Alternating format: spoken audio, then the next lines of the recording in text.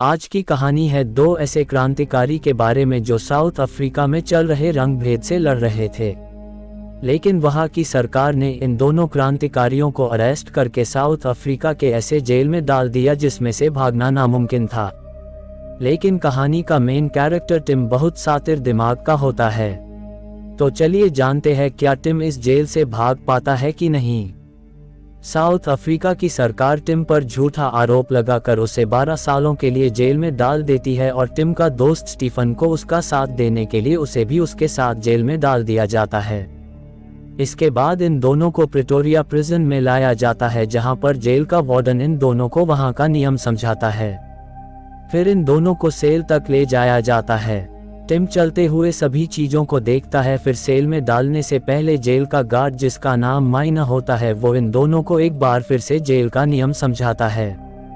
फिर ये दोनों सेल के अंदर चले जाते हैं। फिर अगले दिन टिम को ग्रे यूनिफॉर्म दिया जाता है।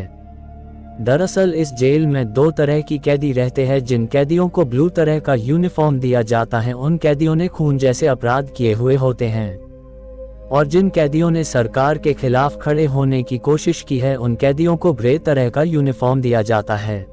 इनको डैनियल नाम का एक आदमी मिलता है जो कि एक बहुत बड़े पॉलिटिकल एक्टिविस्ट होता है। इसके बाद डैनियल रनिंग करते हुए इन दोनों से दोबारा मिलता है और इन दोनों को जेल से भागने से मना करता है।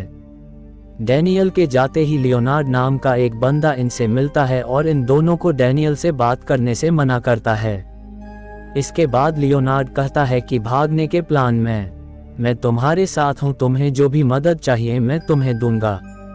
फिर ये तीनों एक टीम बन जाते हैं। फिर रात होता है और टिम रात भर दरवाजे के लॉक को देखकर ये सोचता रहता है कि इसे कैसे खोला जाए। काफी देर सोचने के बाद उसके दिमाग में एक आइडिया आता है कि अगर वो जेल के सभी दरवाजे की चाबी बना ले तो वो यहाँ से भाग सकता है। फिर वो अपने दोनों साथियों को बताता है कि वो लकड़ी की चाबी बनाकर वे सब यहाँ से भाग सकते हैं। अब जैसे जैसे दिन बीतता है टिम गार्ड के पास की चाबी का ड्राइंग बना लेता है। 74 दिनों की मेहनत के बाद उसका ड्राइंग बनकर तैयार हो जाता है। चाबी बनाने के लिए लकड़ी की जरूरत पड़ती है जिसके लिए वे सभी लोग एक वर्कशॉप में काम करने लगते हैं। टिम गार्ड से बचकर चाबी बना लेता है।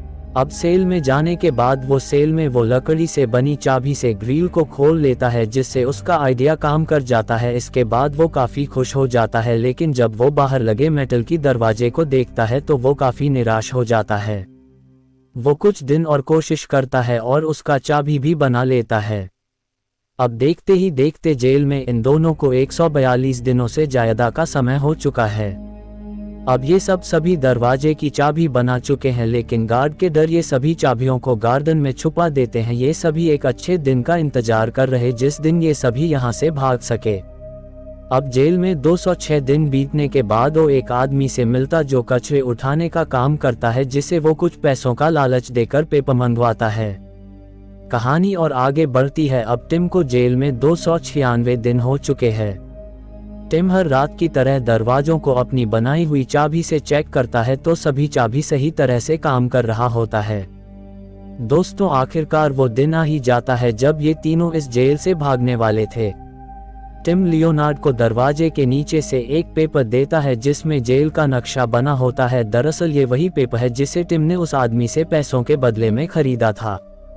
नक्शे को अच्छी तरह से याद करने के बाद ये तीनों लकड़ी के चाबी से अपने अपने सेल के दरवाजे को खोलकर बाहर आते हैं। इसके बाद ये सब एक के बाद एक दरवाजे को खोलकर भागने लगते हैं। इसी बीच गार्ड इन सब को देखने ही वाला होता है, लेकिन तभी डैनियल इन सभी की मदद करता है। डैनियल अपने सेल की बल्ब को तोड़ देता है जिनसे सभी गार्ड का ध्यान भटक जाता है, जिनके चलते ये लोग सभी दरवाजे को खोल लेते हैं और भागने में कामयाब हो जाते हैं। बस आज की कहानी यहीं तक।